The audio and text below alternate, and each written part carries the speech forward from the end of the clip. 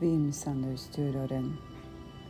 Most people talk about him like he's just a war god, a throne, a spear, a helmet, like he lived for battle and nothing else.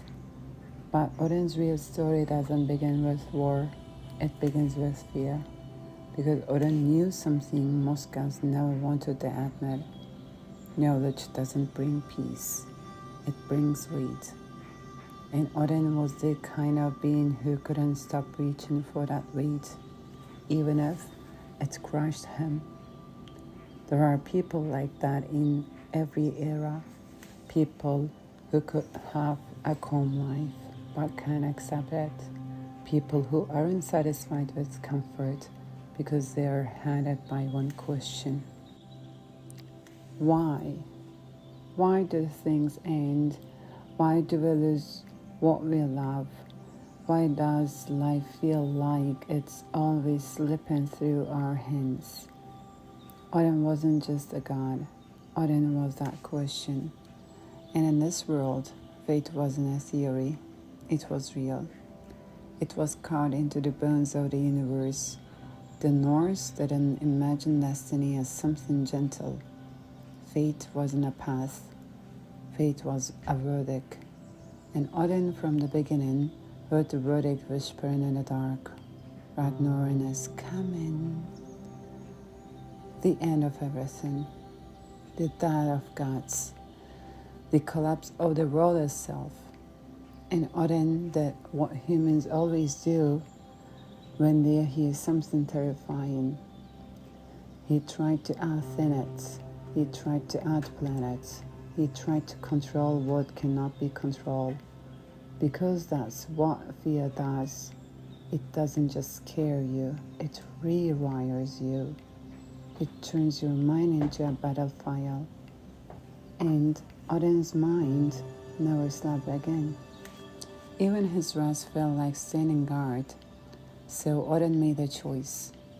While others ran from the fear, Odin walked into it. He believed comfort was the enemy. He believed peace was a lie. Because Odin didn't want to live nap. He wanted to stay awake. Even if being awake meant suffering. And that's the first time Odin becomes painfully human. Because the most dangerous people in the world aren't the ones who want power. They are the ones who want certainty. And Odin wanted a certainty more than anything. That's what led him to Mimir's well, the oldest knowledge of the North, a place where truth wasn't spoken, truth was swallowed. They say the well didn't hold water, it held reality. And when Odin stood at its edge, Mimir looked at him, old eyes, deep silence, no greeting, no warmth, just a cold understanding of someone who knows exactly what Odin came for. The Mimir's voice came like stone grinding against the stone. You want knowledge. Odin didn't argue. He didn't pretend. He simply nodded. And Mimir said the sentence that defines Odin's entire life. Everyone who wants knowledge pays a price. Odin didn't ask what he would gain. He asked what he lose. The difference between curiosity and obsession. The Mimir leaned in and said, "Give me one of your eyes." Odin didn't hesitate, not even for a heartbeat. Because Odin already knew the truth. Some people would rather suffer than remain blind. Odin ripped out his own eye. Blood hit the earth, and the earth rang it like a promise. Odin didn't scream, because the pain wasn't a point. The point was this: once you see the truth, you can never go back. And Odin drank, and the world changed, not around him, inside him. Because wisdom isn't comforting, wisdom is brutal. Wisdom means you understand the ending before it arrives. And When Odin looked out at the sky, he saw his own death. A wolf Fenrir, the creature destined to swallow him. And in that moment, Odin didn't panic. He didn't cry. He became quiet. Because some truths don't shock you, they freeze you. Odin returned to Asgard, but he wasn't the same. One eye was gone, and the other eye saw too much. And from that day forward, Odin stopped being a god who ruled. He became a god who prepared, because he believed that if he prepared enough, he could outrun fate. And that's the moment Odin makes the most human mistake of all. The moment you become afraid of losing something, you have already started losing it. Fear doesn't wait for disaster. Fear creates disaster. And Odin, without realizing it, began fearing the very future he was trying to avoid. Because the more he saw Ragnarok, the more he shaped himself into the kind of ruler Ragnarok required. Cold, suspicious, strategic, always watching, always calculating. And the thing about that kind of mindset is simple. It doesn't just protect you, it isolates you. Odin became to understand the world through two shadows that followed him everywhere, Hugin and Manin, thought and memory, his ravens. Every morning they flew, every night they returned. And Odin asked the same question again and again. What did you see? But that wasn't curiosity. That was paranoia disguised as wisdom. Because Odin wasn't searching for knowledge anymore. He was searching for reassurance, and reassurance never lasts. The ravens returned with whispers. People are restless. The giants are moving. The darkness is growing. And every report tightened something in Odin's chest. Because Odin wasn't living anymore.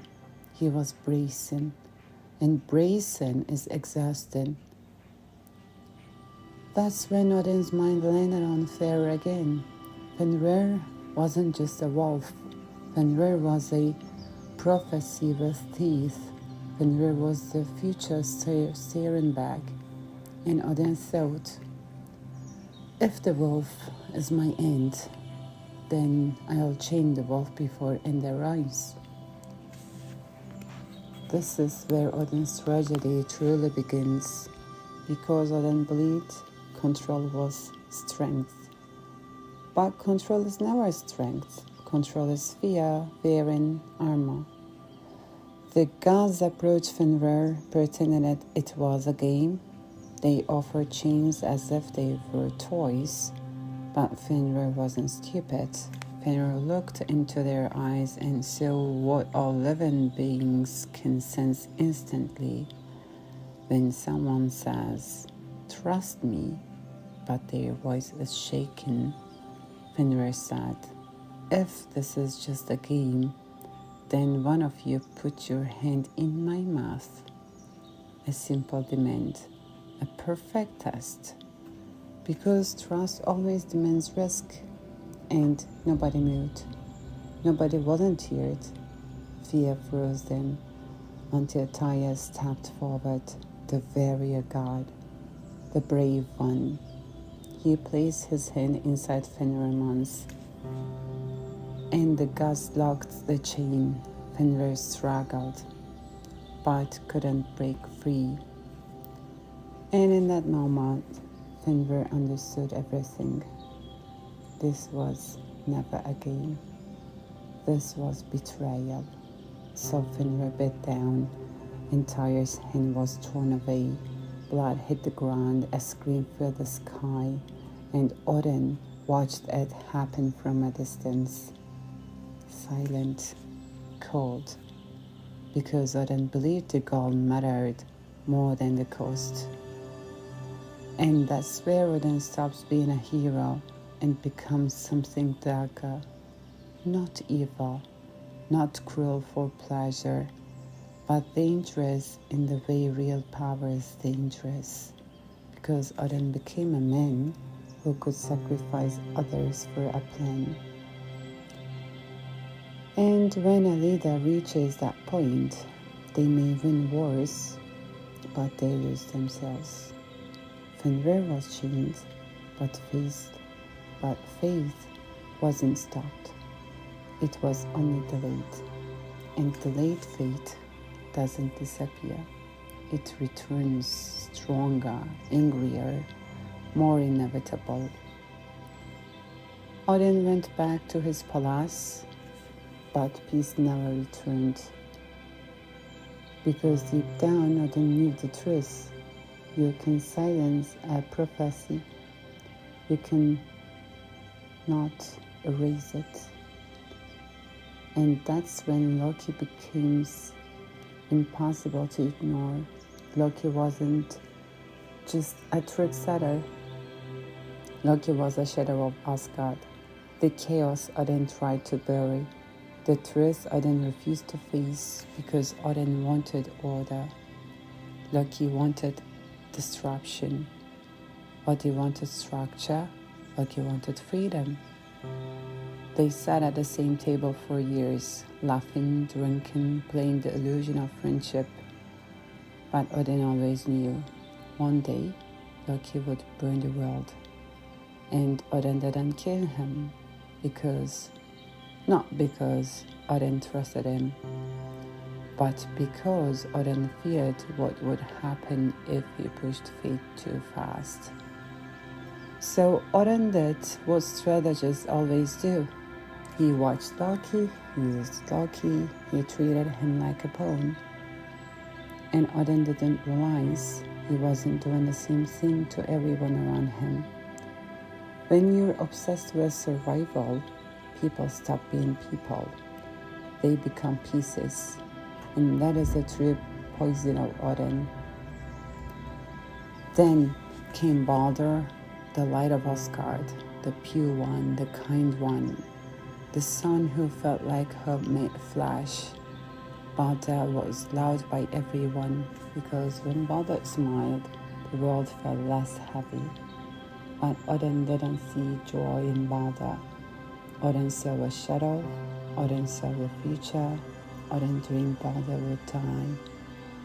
And that dream hit Odin harder than any prophecy, because Odin could accept his own death, but a father cannot accept his child's death. So Odin moved fast.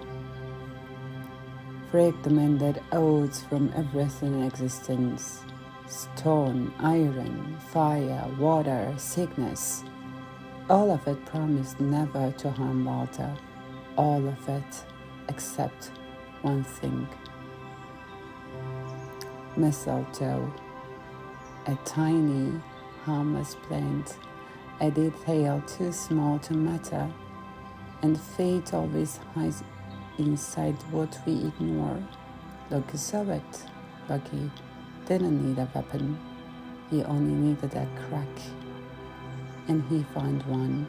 He approached Hora, Balder's blind brother, placed an arrow in his hand, and an arrow made of mistletoe, and with one simple push, Balder fell.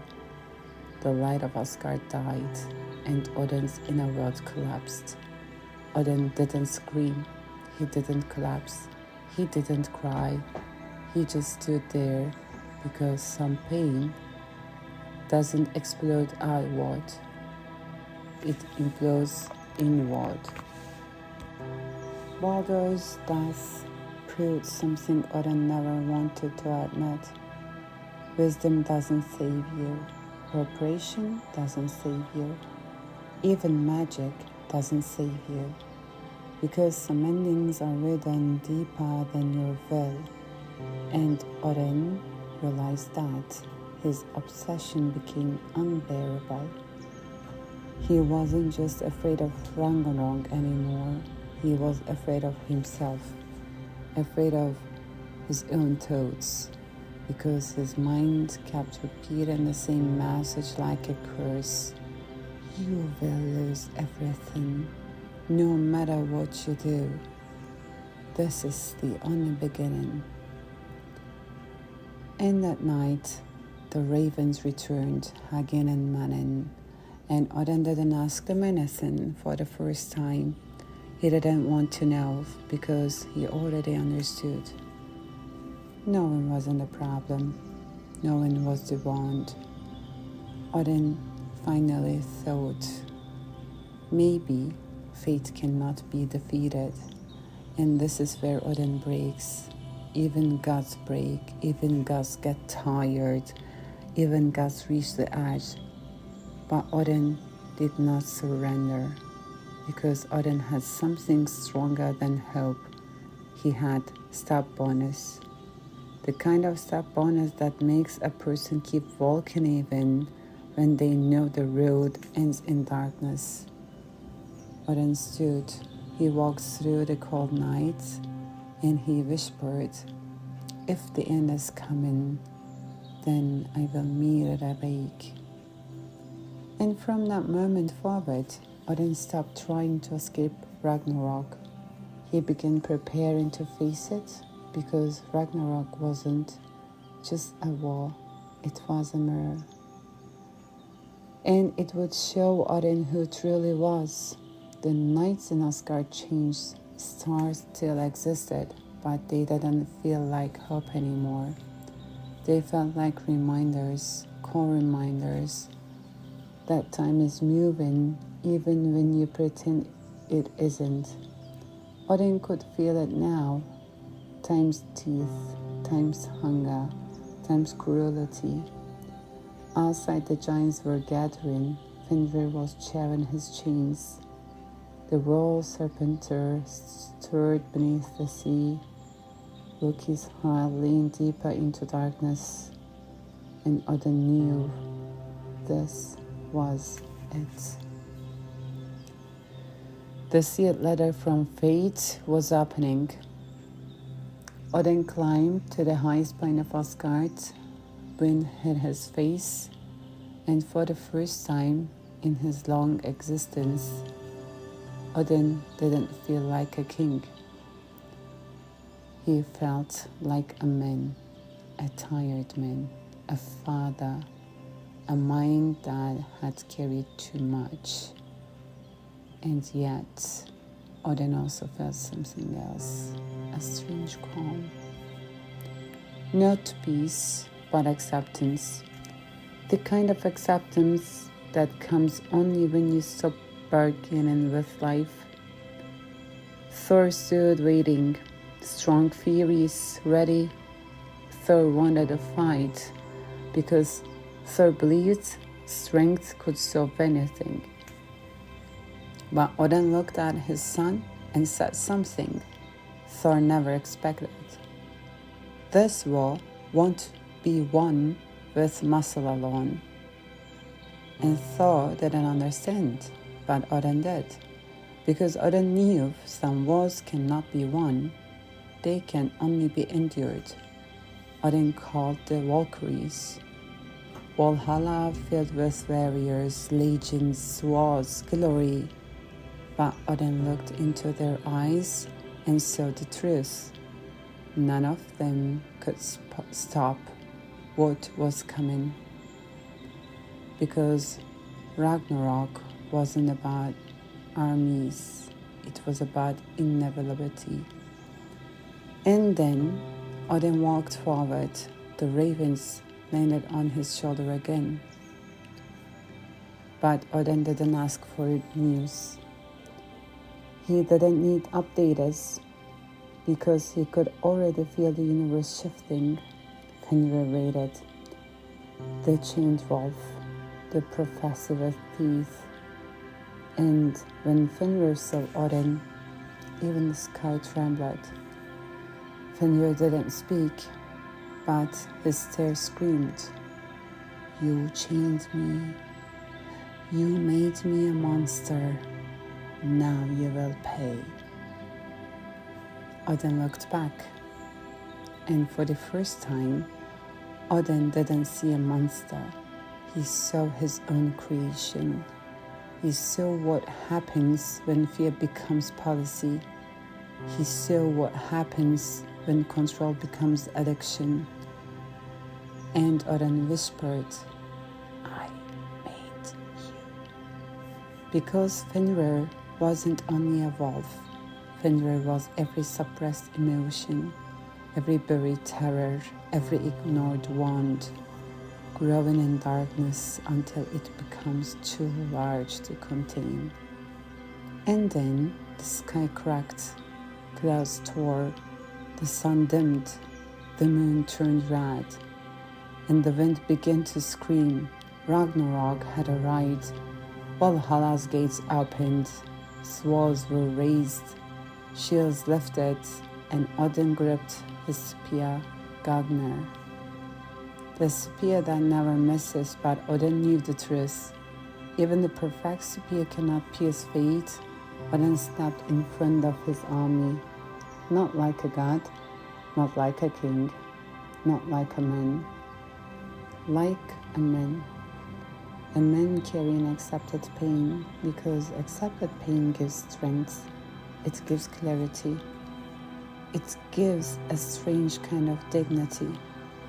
Odin mounted Sleipnir, his 8-legged horse, and he rode into the storm, and in that moment Fenrir snapped his chains.